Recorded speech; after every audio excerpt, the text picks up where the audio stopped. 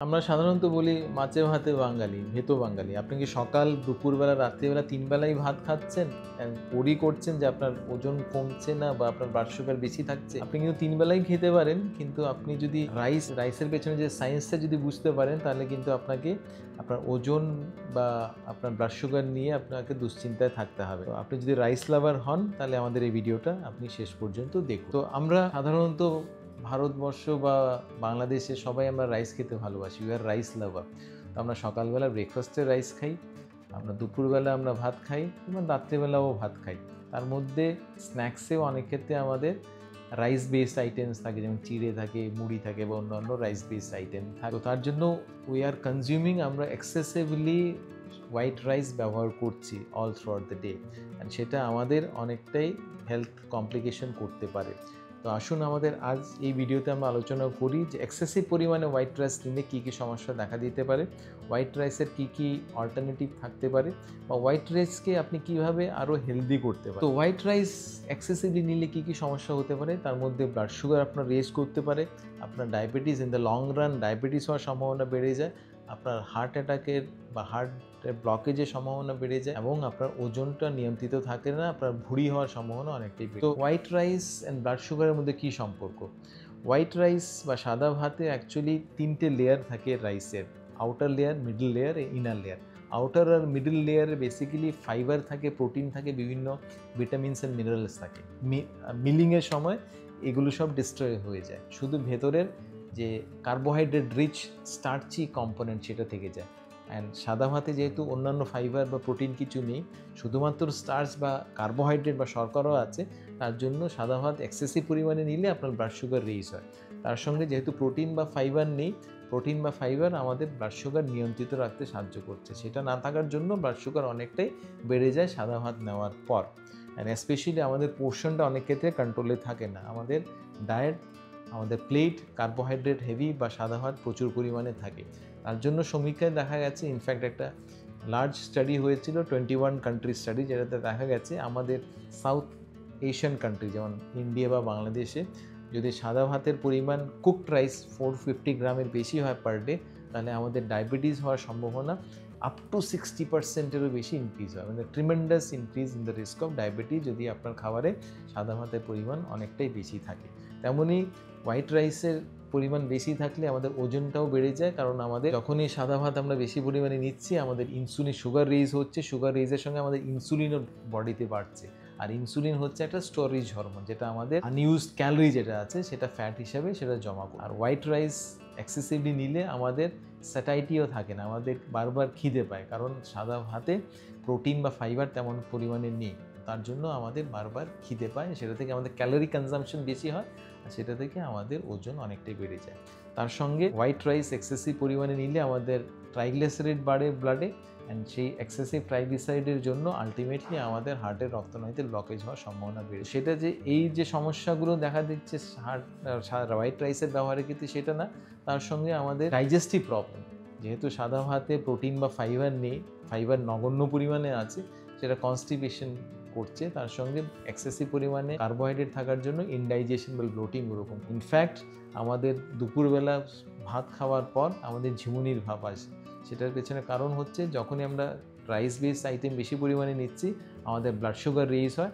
যখনই blood sugar raise হয় কিছুক্ষণ পর ব্লাড সুগারটা ক্র্যাশ হয়, মানে ফল হয়। আর যখনই সেই ব্লাড সুগারটা ফল হয় তখনই আমাদের ঘুম পায় বা আমাদের ঝিমুনি আসে, আমাদের কর্মক্ষমতা কমে যায়, আমাদের কনসেন্ট্রেশন কমে যায়। তো এগুলি হচ্ছে ড্রব্যাক সাদা ভাত এক্সেসিভ পরিমাণে নেওয়া। তার জন্য তার মধ্যে অনেকেই প্রশ্ন করতে পারেন, ঠিক আছে সাদা ভাত নেওয়া যদি এতই খারাপ হয়, তাহলে আমাদের পূর্বপুরুষরা তো অনেক সাদা ভাত নিতেন, ওরা হোয়াইট রাইসই ব্যবহার করতেন, বা অনেক এশিয়ান কমিউনিটি স্পেশালি চাইনিজ বা জাপানিজরাও হোয়াইট রাইসই নিচ্ছে, কিন্তু ওদের কিন্তু এত হার্টের সমস্যা বা হচ্ছে না, বা ওরা থিন অ্যান্ড স্লিম থাকে, বা আমাদের পূর্বপুরুষরাও থিন অ্যান্ড স্লিম ছিলেন।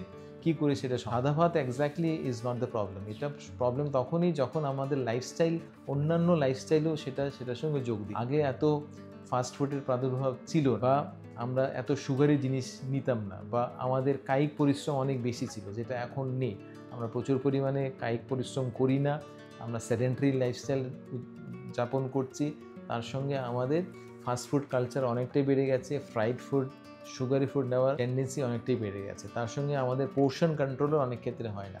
চাইনিজ বা জাপানিজরা হোয়াইট রাইস ডেফিনেটলি নিচ্ছে, কিন্তু ওদের পোর্শন কন্ট্রোল থাকে, সেটার সঙ্গে ওদের এক্সেসিভ পরিমাণে ওরা ভালো পরিমাণে বিভিন্ন গুড কোয়ালিটি প্রোটিন বা ফাইবার নিচ্ছে, ভেজিটেবলস নিচ্ছে, যেটা আমরা অনেক ক্ষেত্রে ভেজিটেবলস নগণ্য পরিমাণে নিই, এক্সেসিভ পরিমাণে হোয়াইট রাইস। এই কয়েকটা কারণের জন্য অ্যাকচুয়ালি সাদা ভাতটা মেন প্রবলেম না, মেন প্রবলেম হচ্ছে টোটাল লাইফস্টাইল। তো হোয়াইট রাইস যেহেতু আমরা দেখলাম এক্সেসিভ পরিমাণে হোয়াইট রাইস নিলে বিভিন্ন সমস্যা দেখা দিতে পারে, তো সেটার পরিবর্তে আমরা কী কী অল্টারনেটিভ ব্যবহার করতে পারি, তার মধ্যে বিভিন্ন অল্টারনেটিভ আমরা ব্যবহার করতে পারি, যেটার মধ্যে একটা অন্যতম হচ্ছে ব্রাউন রাইস। তো ব্রাউন রাইস হোয়াইট রাইসের তুলনায় বেটার, কারণ ব্রাউন রাইসে যে বাইরের লেয়ার অ্যান্ড মধ্যের যেটা লেয়ার সেটা ইনট্যাক্ট থেকেছে, তার জন্য ফাইবার, প্রোটিন বা বিভিন্ন ভিটামিনস অ্যান্ড মিনারেলস ব্রাউন রাইসে তুলনামূলক অনেকটা বেশি থাকে। তো তার জন্য ব্রাউন রাইসে গ্লাইসেমিক ইন্ডেক্স মানে সুগার রেইজ করার যেটা প্রবণতা, সেটা ব্রাউন রাইসের অনেকটাই কম হোয়াইট রাইস। আরেকটা জিনিস হচ্ছে, আরেকটা যেটা ভাত, সেটা হচ্ছে পারবয়েলড রাইস বা সেদ্ধ ভাত। সেদ্ধ ভাতে কী হচ্ছে যে রেজিস্ট্যান্স স্টার্চ থাকে, সেই রেজিস্ট্যান্স স্টার্চের জন্য গ্লাইসেমিক ইন্ডেক্স সেদ্ধ ভাতের অনেকটা কম থাকে হোয়াইট রাইস আতপ চালের তুলনায়। তো তার জন্য আপনাকে যদি নিতে হয় আপনি ব্রাউন রাইস নিতে পারেন, বাট মডারেশনে। তার সঙ্গে আপনি পারবয়েলড রাইস বা সেদ্ধ ভাতও নিতে পারেন। আরও কিছু কিছু অল্টারনেটিভ আছে, যেমন কিনোয়া আপনি নিতে পারেন। কিনোয়া বেসিক্যালি নন রাইস গ্রেন, যেটা গুড সোর্স অফ প্রোটিন, একটা ভালো পরিমাণে ফাইবারও আছে, অ্যান্ড এটা আপনাকে স্যাটাইটি দেয়, এটার গ্লাইসেমিক ইন্ডেক্সও মডারেট, সুগার ততটুকু রেজ করছে না, আপনার ওজনকে নিয়ন্ত্রিত। বেস্ট অপশন স্পেশালি ডায়াবেটিক্সের ক্ষেত্রে হচ্ছে কলিফ্লাওয়ার রাইস বা ব্রকলি রাইস। কলিফ্লাওয়ার বা ব্রকলি দিয়েও আপনি রাইস করতে পারেন, অ্যান্ড সেটার গ্লাইসেমিক ইন্ডেক্স একদম, কার্বোহাইড্রেট খুব কম পরিমাণে আছে, and glycemic index is the lowest. তো যারা ডায়াবেটিক ওরা ব্যবহার করতে পারেন। তেমনই ডায়াবেটিকরা মিলেট ব্যবহার করতে পারেন, বিভিন্ন টাইপের মিলেট, যেমন রাগি, বাজরা, জোয়ার বা অন্যান্য টাইপের মিলেট আছে, সেগুলো ব্যবহার করতে পারেন, যেমন ব্রাউন টপ মিলেট বা লিটল মিলেট বা কোডো মিলেট, বিভিন্ন টাইপের মিলেট ব্যবহার করতে পারেন।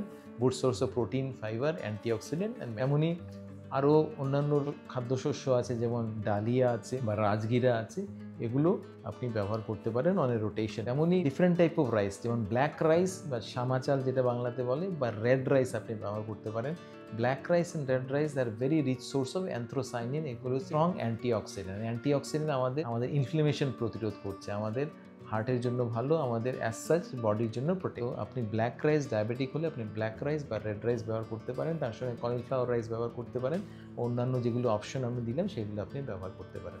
তো এই চার্টে যেটা আমরা দেখাচ্ছি বিভিন্ন রাইসের অপশন বা নন রাইস বিভিন্ন গ্রেন যেগুলো আছে, এগুলো কম্প্যারিজন একটা চার্ট, যেটাতে আমরা বেসিক্যালি দেখাচ্ছি যে rice basically full of carbohydrate, এটা গ্লাইসেমিক ইন্ডেক্স সব থেকে বেশি, অলমোস্ট 70-র বেশি গ্লাইসেমিক ইন্ডেক্স। তার মানে হোয়াইট রাইস নিলে আপনার সুগার প্রচুর রেজ করবে যদি পোর্শন কন্ট্রোল আপনার না থাকে। রাইসে ফাইবার তেমন কিছু নেই, প্রোটিনও নগণ্য পরিমাণে আছে, ম্যাগনেসিয়ামও তেমন কিছু নেই, অ্যান্টিঅক্সিডেন্ট। হোয়াইট রাইসের তুলনায় বেটার অপশন হচ্ছে ব্রাউন রাইস বা পারবয়েল বা সেদ্ধ। বেস্ট অপশন হবে black rice and red rice. Black rice, red rice যেটা আমরা অলরেডি ডিসকাস করলাম, সেটাতে প্রচুর পরিমাণে অ্যান্টিঅক্সিডেন্ট আছে, তার সঙ্গে প্রোটিন আছে, ফাইবার আছে বা ম্যাগনেসিয়াম। এমনই অন্যান্য জিনিস বা বেস্ট অপশন ডায়াবেটিক্সের ক্ষেত্রে, এটা অলরেডি আমরা ডিসকাস করলাম, সেটা হচ্ছে কলিফ্লাওয়ার রাইস বা ব্রকলি রাইস, যেটাতে কার্বোহাইড্রেট পরিমাণ নগণ্য, গ্লাইসেমিক ইন্ডেক্স খুব কম। এমনই অন্যান্য অপশন যেমন মিলেটস, কিনোয়া, রাজগিরা, এগুলোতে প্রচুর পরিমাণে প্রোটিন, ফাইবার অ্যান্ড ম্যাগনেসিয়াম আছে।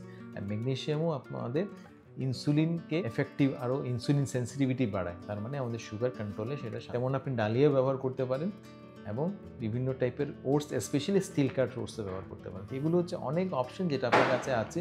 শুধু যে হোয়াইট রাইস আপনার কাছে অপশন আছে সেটা না, হোয়াইট রাইস ছাড়াও বিভিন্ন টাইপের অপশন আপনার কাছে। ইনফ্যাক্ট যদি আপনি হোয়াইট রাইস লাভার হন, হোয়াইট রাইস ছাড়া যদি আপনি থাকতে পারছেনই না, তাহলে কিন্তু আপনি হোয়াইট রাইসও আপনি ব্যবহার করতে পারেন, কিন্তু সেটা আপনাকে একটু স্মার্টলি ব্যবহার করতে হবে। তো সেটা কী করে সেটা আপনি ব্যবহার করবেন, আপনি একটু এক্সেসিভ পরিমাণে জল ব্যবহার করতে পারেন হোয়াইট রাইস মানে রান্নার সময়, জলটা আপনি ঝরিয়ে নিতে পারেন। তো এক্সেসিভ জলটা যখন আপনি ঝরিয়ে নেবেন, জলের সঙ্গে সঙ্গে কিছু স্টার্চও সেটার দিকে এটা it will make the rice healthier. তেমনই রাইস আপনি একটু কুক করতে পারেন, একটু অয়েল দিয়ে সেটাতে রিহিট করে আবার কুল করতে পারেন, যেটাতে আপনার রাইসটা বেটার হেলদিয়ার হবে, আপনার রাইসে ততটুকু ব্লাড সুগার রেজ করবে না। সেটা কী করে করবেন আমরা সাবসিকুয়েন্টলি আলোচনা করব। এবং আরেকটা অপশন যেটা আপনি করতে পারেন সেটা হচ্ছে পান্তা ভাত। অনেক ক্ষেত্রে আমরা আগেকার দিনে কৃষকরা পান্তা ভাত নিত, তো সেটা রাত্রেবেলা জলে ভিজিয়ে রাখতো, পরের দিন সেটা জল ঝরিয়ে সেটা খেত।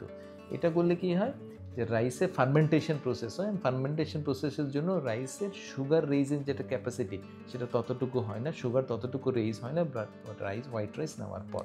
তো সেটাও আপনি ব্যবহার করতে পারেন, পান্তা ভাত হিসেবে আপনি ব্যবহার করতে পারেন। যেটা আমি বললাম যে হোয়াইট রাইস আপনি একটু সাধারণ একটু চেঞ্জ ওয়েতে কুকিং করতে পারেন, সেটা করলে কিন্তু আপনার হোয়াইট রাইস অনেকটাই হেলদি থাকবে, সেটা রেজিস্ট্যান্স স্টার্চ ফর্ম করে। হোয়াইট রাইসে আপনি 1 চামচ তেল দিতে পারেন, স্পেশালি অলিভ অয়েল দিতে পারেন, বা আপনি কোকোনাট অয়েল দিতে পারেন, বা 1 চামচ ঘি দিতে পারেন। সেটা নিয়ে আপনি রাইসটা রান্না করলেন, রান্না করার পর আপনি ফ্রিজে রেখে সেটা কুল করলেন 8 থেকে 8 to 12 আওয়ার্স। তারপর নেক্সট দিন আপনি আবার সেটা রিহিট করে সেটা খেতে পারেন। এটা করলে কি হয় যে রাইসের মধ্যে যেটা স্টার্চ থাকে সেই স্টার্চটা রেজিস্ট্যান্ট হয়, তার মানে স্টার্চটা ইজিলি ডাইজেস্ট হয় না। আমাদের বডি যখনই আমরা খাবার খাচ্ছি সেই স্টার্চটা যখনই পেটের ভেতরে যাচ্ছে সেটা ইজিলি আমাদের বডি ডাইজেস্ট করতে পারে। তো তার জন্য এই স্টার্চটা বেসিক্যালি ফাইবার হিসেবে কনভার্ট হয়ে যায়। তো ফাইবার যেমন আমাদের গাটের জন্য ভালো, আমাদের হজমের জন্য ভালো, আর ফাইবার যেমন আমাদের সুগার রেজ করছে না। তো রেজিস্ট্যান্স স্টার্চ যখন ফর্মেশন হয় এইভাবে কুকিং করলে, তেল দিয়ে রান্না করলে 1 চামচ তেল দিয়ে তার সঙ্গে হিট করে কুল করলে, নেক্সট দিন সাবসিকুয়েন্টলি হিট করে যদি আপনি সেটা ব্যবহার করছেন, তাহলে রেজিস্ট্যান্স স্টার্চ ফর্মেশনের জন্য আপনার ব্লাড সুগার ততটুকু রেজ হবে না, and in fact rice will be much healthy. তো এটা হচ্ছে একটা ওয়ে যেটা আপনি হোয়াইট রাইস আপনি ব্যবহার করতে পারেন, but in a much healthier way. তেমনই আরেকটা জিনিস আপনি ব্যবহার করতে পারেন হোয়াইট রাইস এর ক্ষেত্রে, যেটা অনেকটাই হেলদি হবে, সেটা হচ্ছে এক্সেসিভলি কুক করবেন না। এক্সেসিভলি অনেক ক্ষেত্রে আমরা ভাত এক্সেসিভলি কুক করলে কি হয়, রাইসের যেটা স্টার্চ থাকে সেটা জেলাটিনাইজ হয়ে যায়, আর জেলাটিনাইজ যেটা স্টার্চ সেটা আমাদের বডিতে ইজিলি অ্যাবজর্ব হয়। তো তার জন্য এক্সেসিভলি কুক করবে না, যখন ওটা সামান্য একটু হার্ড থাকবে তখন যদি আপনি সেটা ব্যবহার করতে পারেন, তাহলে এটা রেজিস্ট্যান্স স্টার্চ হিসেবে থেকে যায়, সেটা আমাদের সুগারকে ততটুকু রেজ করবে না। অ্যান্ড তার সঙ্গে রাইস রান্নার সঙ্গে সঙ্গে যদি গরম ভাত আপনি যদি নিচ্ছেন, এই গরম ভাত নিলেও কিন্তু আপনার সুগার প্রচুর রেজ করবে। তো রাইস রান্নার সঙ্গে সঙ্গে আপনি সেটা নেবেন না, একটু কুল করে আধ ঘন্টা পরে আপনি যদি নিচ্ছেন, তাহলে আপনার কিন্তু সুগার ততটুকু রেজ হবে। এটা হচ্ছে কয়েকটা হ্যাক যেটা আপনি ব্যবহার করলে আপনি রাইস আপনি নিতে পারেন, হোয়াইট রাইস নিতে পারেন, পোর্শন কন্ট্রোল করতে হবে। তার সঙ্গে এই রাইস কুকিং হ্যাক করলে আপনার সুগার অনেকটাই নিয়ন্ত্রিত থাকবে, ট্রাইগ্লিসারাইড নিয়ন্ত্রিত থাকবে, আপনার ওজন ততটুকু বাড়বে। তার সঙ্গে আপনি রাইসের সঙ্গে অন্যান্য জিনিস পেয়ার করতে পারেন, যেমন আপনি প্রোটিন নিতে পারেন, বিভিন্ন ফাইবার নিতে পারেন, শাকসবজি প্রচুর পরিমাণে নিন, অ্যান্ড তার সঙ্গে প্রোটিন যেমন মাছ, মাংস, ডিম, বা অন্যান্য প্লান্ট বেসড প্রোটিন যেমন ডাল, সোয়াবিন, পনির, ওগুলো নিতে পারেন, যেটা আপনার ব্লাড সুগারকে ততটুকু রেজ করবে না। আর পোর্শন কন্ট্রোল করাটা ইম্পর্টেন্ট, প্লেট মেথডটা ফলো করাটা ইম্পর্টেন্ট। প্লেট মেথড হচ্ছে যেটা প্লেটের 50% হবে শাকসবজি, 25% হবে প্রোটিন, অ্যান্ড 25% হচ্ছে রাইস বা rice based grain. Plate method যদি আপনি ফলো করছেন, পোর্শন কন্ট্রোল করছেন, স্মার্ট ওয়েতে যদি আপনি রাইস রান্না করছেন, হোয়াইট রাইস বা হোয়াইট রাইসের অল্টারনেটিভ হিসেবে কিছু রাইস যদি ব্যবহার করছেন, তাহলে কিন্তু আপনি অনেকটাই হেলথ বেনিফিট পাবেন, যেটা থেকে আপনার বিভিন্ন কমপ্লিকেশন দেখা দেবে না। তো তার জন্য white rice is not an enemy, কিন্তু হোয়াইট রাইস যদি আপনি স্মার্টলি ব্যবহার করতে পারেন, অনেক ক্ষেত্রে স্পেশালি পোর্শন কন্ট্রোল করা ইম্পর্টেন্ট।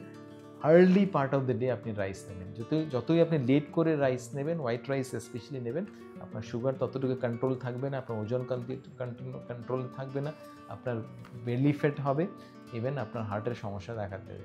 তার জন্য early part of the day আপনি রাইস নেবেন, পোর্শন কন্ট্রোল করবেন, এবং ফ্রাইড কোনো জিনিস রাইসের সঙ্গে নেওয়াটা অ্যাভয়েড করবেন, অ্যান্ড ডেজার্ট হিসেবে কোনো কিছু নেবেন না, কারণ white rice basically is high in carbohydrate. তার সঙ্গে যদি আপনি ডেজার্ট হিসেবে কোনো রসগোল্লা বা গোলাপ জামুন নিচ্ছেন, তাহলে কিন্তু it will become like a carbohydrate bomb. তার সঙ্গে প্রতিবার খাওয়ার পর, স্পেশালি হোয়াইট রাইস নেওয়ার পর, আপনাকে কিন্তু অ্যাটলিস্ট 10 to 15 মিনিটস হাঁটাচলা করতে হবে, যেটা করলে আপনার ব্লাড সুগার রেজ হবে। তো এই কয়েকটা জিনিস করলে আপনি হোয়াইট রাইস যদি লাভার হন, আপনাকে হোয়াইট রাইস একদমই আপনি ছেড়ে দেবেন সেটা না, আপনি নিতে পারেন। আপনি পোর্শন কন্ট্রোল করুন, আপনি স্মার্ট ওয়েতে কুক করুন, যেটা আমরা অলরেডি ডিসকাস করলাম। তার সঙ্গে আপনি অন্যান্য অপশানও আপনি নিন, শুধু যে আপনি হোয়াইট রাইস নেবেন সেটা না, তার সঙ্গে আপনি বিভিন্ন অন্যান্য যেটা হোয়াইট রাইসের বিভিন্ন রাইসের অপশন, যেমন red rice, black rice, parboiled rice বা ব্রাউন রাইস, বা অন্যান্য রাইস অপশন যেমন কলিফ্লাওয়ার রাইস, স্পেশালি যদি ডায়াবেটিক হন, বা অন্যান্য নন রাইস অপশন যেমন কিনোয়া বা মিলেটস বা ডালিয়া বা স্টিল কাটো বা রাজগিরা, এগুলো আপনি মিক্স অ্যান্ড ম্যাচ করে নিতে পারেন। আজ রেড রাইস নিলেন, নেক্সট দিন ব্ল্যাক রাইস নিলেন, পরশু দিন কিনোয়া নিলেন, তারপরের দিন অন্য কিছু নিলেন, বা মিক্স করতে পারেন, যেমন সামান্য হোয়াইট রাইসের সঙ্গে আপনি কিনোয়া মিক্স করে খেলেন।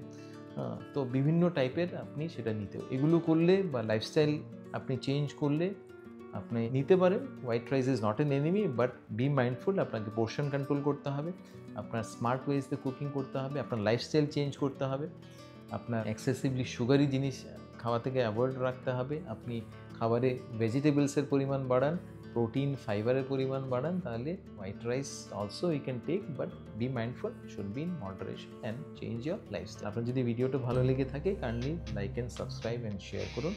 Thank you all for everything.